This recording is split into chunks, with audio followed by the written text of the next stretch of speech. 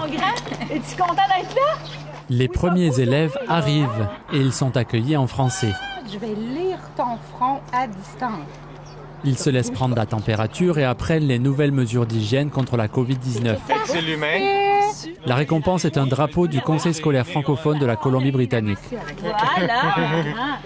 Leurs parents se sont mobilisés pendant 1 an pour faire valoir leur droit de scolariser leur enfant dans une école francophone.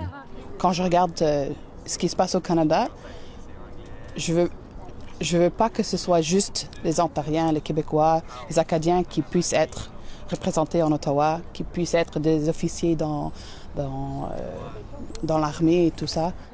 L'école accueille 6 élèves de la maternelle à la 3e année, mais les inscriptions restent ouvertes pour accueillir plus d'élèves jusqu'à la 6e année.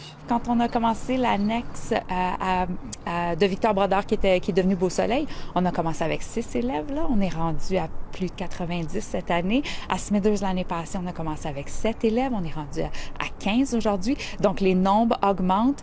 Alors, on ouvre une école, les enfants vont venir et puis ça nous réjouit. La classe est aménagée dans le respect de la distanciation physique, avec des carrés au sol et un bureau équipé d'une plaque en plexiglas. La décoration incite les enfants à parler exclusivement en français. Oui, c'était vraiment fébrile, puis d'accueillir les enfants et leurs parents. Et déjà, on a commencé à créer des liens et c'est vraiment beau. Le personnel est composé de l'enseignante, l'aide pédagogique et la directrice, Marie-Claude Carrier, qui a accompagné l'ouverture de l'école d'Ogbay il y a quelques années et qui a vu combien les enfants deviennent rapidement bilingues.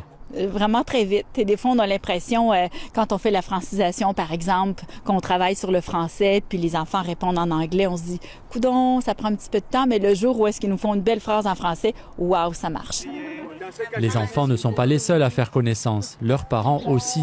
Petit à petit, la communauté francophone prend forme. Et maintenant, je crois qu'il y a l'école. Ces personnes ou d'autres personnes ne vont pas faire ce choix de partir. Donc, ouais, ça va encourager les parents de rester ici.